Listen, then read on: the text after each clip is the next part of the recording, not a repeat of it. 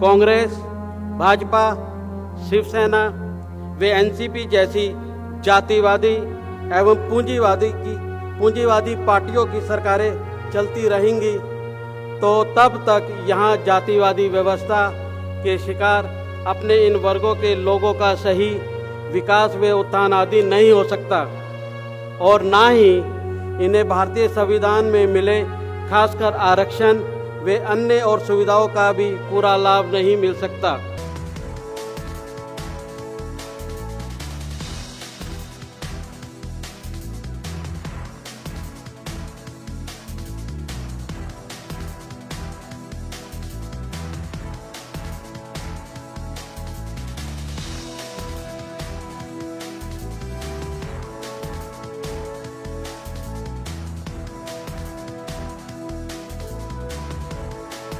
वैसे आप लोगों को यह मालूम है कि बीएसपी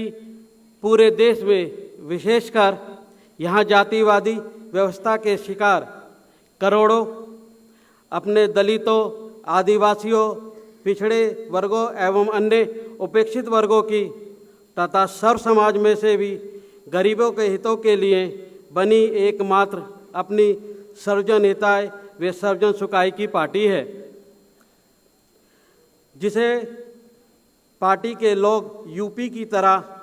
देश के अन्य राज्यों में अभी तक कामयाब नहीं बना पाए हैं, जिसमें आपका महाराष्ट्र स्टेट भी शामिल है। यह बड़े दुख व चिंता की बात है और इसका मुख्य कारण यह है कि हमारे इन वर्गों के लोगों यहाँ बाबा साहब डॉक्टर भीमराव अंबेडकर जी की बात पर अभी तक पूरे तौर पर अमल नहीं कर पा रहे हैं, जबकि बाबा साहब डॉक्टर भीमराव अंबेडकर जी ने इन वर्गों के लोगों को यह कहा था कि मैंने अपने काफ़ी अथक प्रयास व संघर्षों से इन्हें अपने पैरों पर खड़ा करने के लिए भारतीय संविधान में कानूनी अधिकार तो दिला दिए हैं, लेकिन इनका सही व पूरा लाभ लेने के लिए इन वर्गों के लोगों को केंद्र व राज्यों की भी सत्ता अपने हाथों में लेना बहुत ज़रूरी है, जिसके लिए इनको अपना एक राजनीतिक मंच बना के उससे जुड़ना जरूरी है और इनका पूरे देश में एक सही राजनीतिक मंच केवल बहुजन समाज पार्टी ही है, जिससे इन्हें जुड़ना बहुत ज़रूरी है। किंतु दुख की बात यह है कि इस मामले में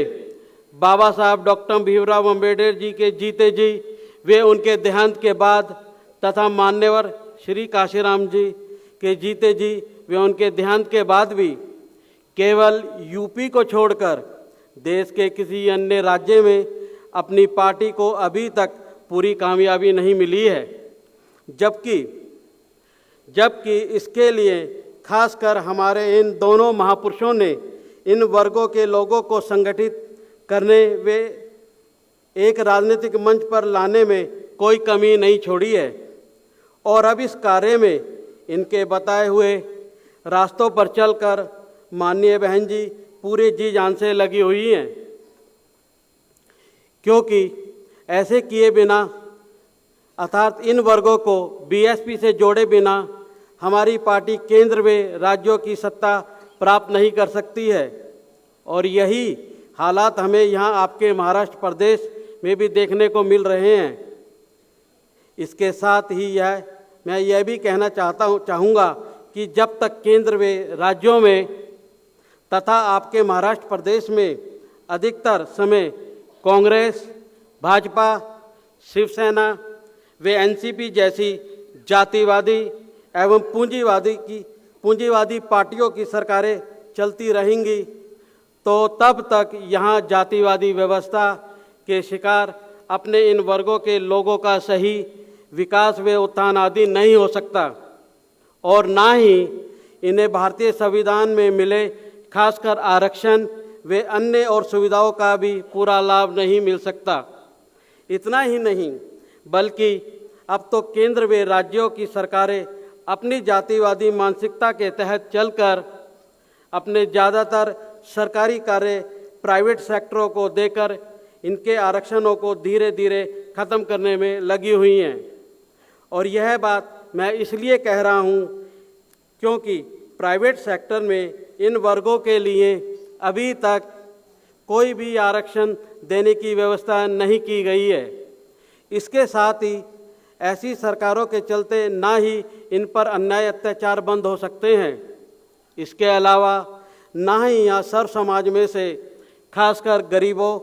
मजदूरों, बेरोजगारों, किसानों, कर्मचारियों, छोटे व्यापारियों एवं अन्य मेहनतकश लोगों का भी विकास व उत्थान हो सकता है। और अब मैं आप लोगों से यही कहना चाहता हूँ कि यदि आप लोग यहाँ अपने महाराष्ट्र प्रदेश में खासकर अपने दलितों, पिछड़ों व अन्य उपेक्षित वर्गों के लोगों का हर स्तर पर सही विकास व उत्थान आदि करना चाहते हैं और साथ ही इन पर आए दिन हो रहे अन्याय अत्याचार से भी इन्हें निजात दिलाना चाहते हैं, तो फिर यहाँ आप लोगों को महाराष्ट्र प्रदेश में भी अपनी खुद की पार्टी यानी कि बीएसपी को हर मामले में मजबूत बना के इसे सत्ता में जरूर लाना होगा। और इसके लिए अपनी पार्टी के लोगों को खासकर यहाँ दलितों, आदिवासियों, पिछड़े वर्गों एवं अन्य उपेक्षित वर्गों के लोगों को भाईचारे के आधार पर बीएसपी में जोड़कर अपनी पार्टी के जनाधार को बढ़ाना होगा, जिसके लिए आपके महाराष्ट्र प्रदेश में माननीय बहन कुमारी मायावती जी ने बीएसपी के संगठन को तैयार करने व जनाधार को बढ़ाने के लिए आपको जो जरूरी दिशा निर्देश दिए हैं उनका आप लोगों को पूरी ईमानदारी व निष्ठा से पालन करना होगा। इसके अलावा बहुजन समाज की गैर राजनीतिक जड़ों को मजबूत बनाने के लिए बामसेफ का तथा पार्टी के कार्यक्रम में अनुशासन को बनाने के लिए बीबीएफ यानी कि बहुजन वॉलंटियर फोर्स का जो गठन किया गया है और जिन लोगों को भी इन सभी संगठनों की यहाँ आपके प्रदेश में जिम्मेदारी सौंपी गई है उन्हें भी माननीय बहन जी द्वारा इस संबंध में दिए गए जरूरी दिशा निर्देशों के मुताबिक चलकर अपनी जिम्मेदारी को पूरे ठीक ढंग से निभाना है। साथ ही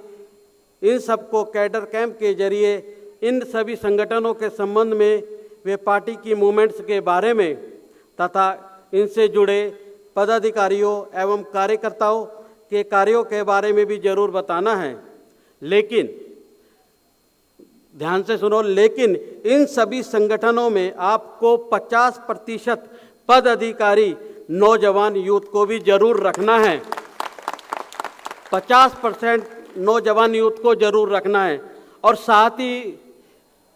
पदाधिकारी बनाने के साथ ही नौजवानों को उन्हें बीएसपी का सदस्य भी जरूर बनाना है। इनके साथ साथ यहाँ मैं यह भी कहना चाहूँगा कि बीएसपी को कमज़ोर करने के लिए आपके प्रदेश में भी यहाँ विरोधी पार्टियाँ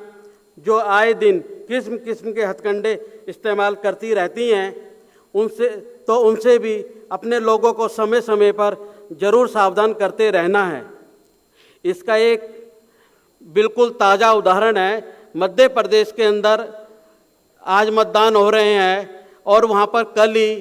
कांग्रेस के लोगों ने जो दलितों की हितैषी पार्टी बताती है और बाबा साहब को अपना आदर्श मानने का ढोंग करती है, कल की डेट में उन्होंने पूरे मध्य प्रदेश और छत्तीसगढ़ में यह फैला दिया कि बीजेपी के लोग बीजेपी को वोट करें और ये बिल्कुल सफेद झूठ था। तो कांग्रेस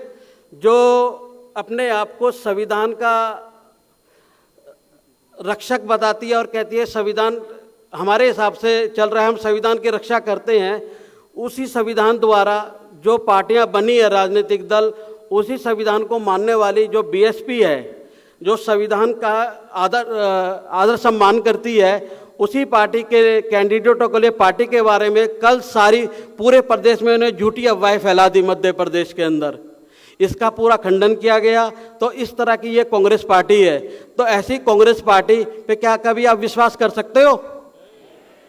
तो ये इस तरह के जो हथकंडे हैं, तो ऐसा नहीं है कि ये कांग्रेस ही फैलाएगी, इस तरह के हथकंडे यहाँ पर कांग्रेस, एनसीपी, शिवसेना, भाजपा भी फैला सकती है। इसलिए हमें अपने लोगों को, अपने आप को, अपने लोगों को,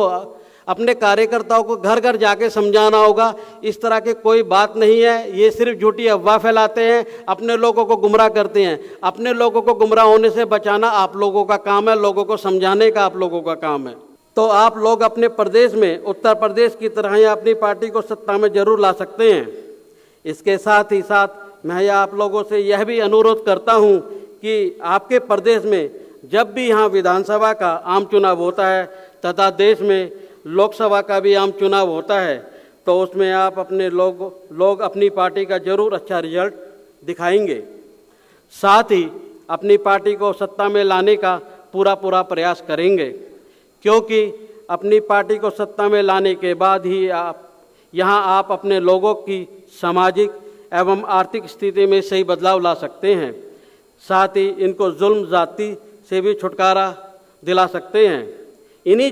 जरूरी बातों के साथ अब मैं आपसे यही उम्मीद करता हूं कि आप लोगों को माननीय बहन कुमारी मायावती जी के बताए हुए दिशा निर्देशों के मुताबिक चलकर यहाँ अपनी पार्टी के संगठन को मजबूत बनाने के साथ साथ पार्टी के जनाधार को बड़े पैमाने पर जरूर बढ़ाना है। यहाँ आपके प्रदेश में नेशनल कोऑर्डिनेटर श्री आकाश आनंद जी के नेतृत्व में श्री अशोक सिद्धार्थ जी, जो पूर्व राज्यसभा सांसद,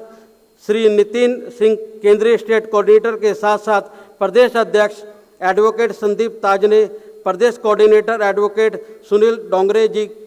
मिलकर पार्टी को मजबूत करने में पूरी मेहनत के साथ लगे हुए हैं। और इनके साथ साथ यहाँ पर पार्टी के जिले के, विधानसभा के हर स्तर के पदाधिकारी पूरी मेहनत से लगे हुए हैं और इन सब की वजह से ही अब यहाँ अपनी पार्टी का जनाधार धीरे धीरे बढ़ रहा है। वैसे मुझे इन पर पूरी उम्मीद है कि इस कार्यों में आगे भी हमारे ये लोग पूरी जी जान से लगे रहेंगे। इसी विश्वास के साथ अब मैं अपनी बात यहीं समाप्त करता हूँ। जय भीम, जय भारत, जय बहन जी।